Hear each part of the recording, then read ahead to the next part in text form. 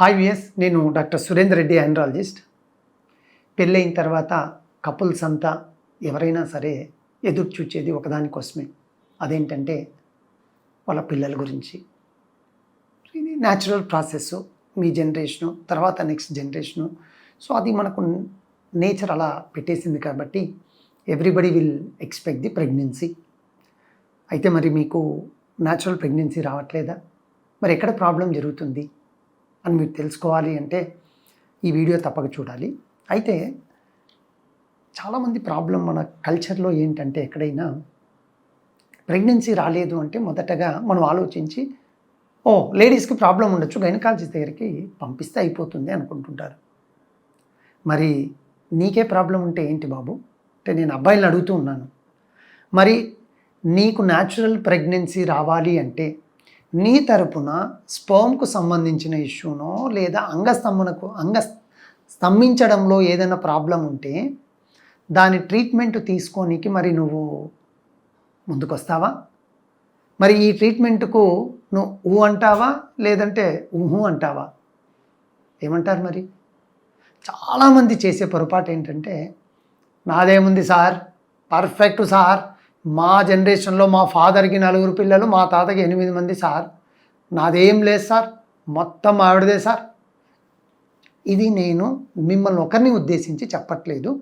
మన సొసైటీలో చాలామందికి ఉండే ఒక అపోహ.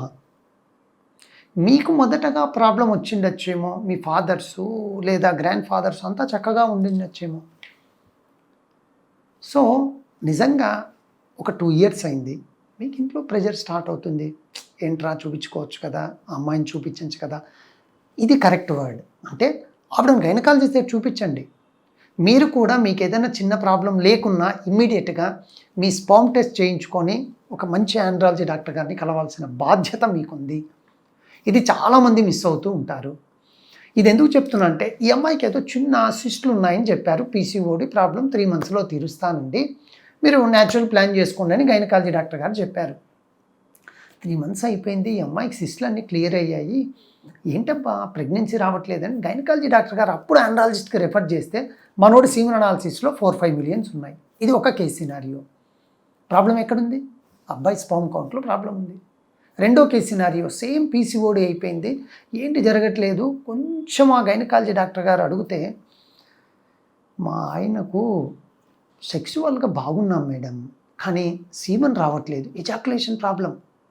మూడో కేస్ సినారియో, సేమ్ పీసీఓడి 3 మంత్స్కు ట్రీట్ అయింది, ఏంటబ్బా రావట్లేదు, ఏంటో జరుగుతుందో ఒకసారి మాట్లాడదాం వీళ్ళతో అనుకొని అడిగితే గైనకాలజీ డాక్టర్ గారు, ఏంటో మేడం తరచుగా ఉండదు, అప్పుడప్పుడు కలుస్తూ ఉంటాము, ఇంకేందో 1-2 సార్లు కలిస్తే అయిపోతుంది అనుకున్నాము అని అపోహలో కొందరు ఉంటారు. అంటే ఇక్కడ ప్రాబ్లం ఎక్కడుంది?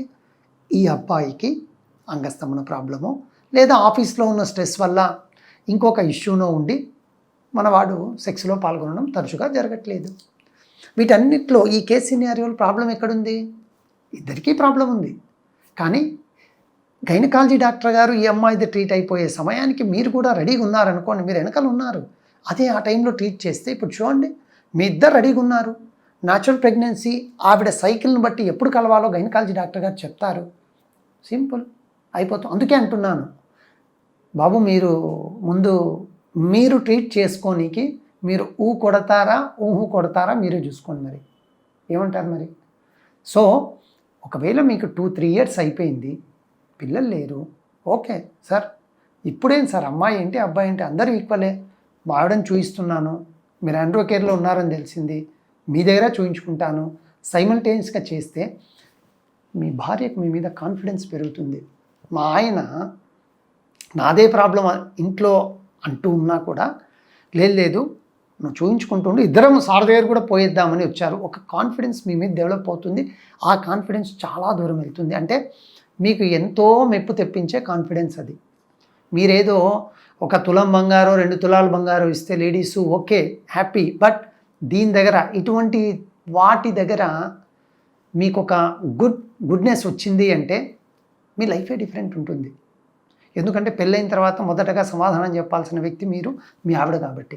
సో మీకు ప్రాబ్లం ఉంది, న్యాచురల్ ప్రెగ్నెన్సీ రావట్లేదు, మంచి ఆండ్రాలజీ క్లినిక్ వచ్చి స్పర్మ్ టెస్ట్ చేయించుకొని ప్రాబ్లం ఉంది, ఓకే సార్ ఈ ప్రాబ్లం ఉందన్నారు, మీరే ట్రీట్ చేయండి, మరి చక్కగా అయిపోతుంది.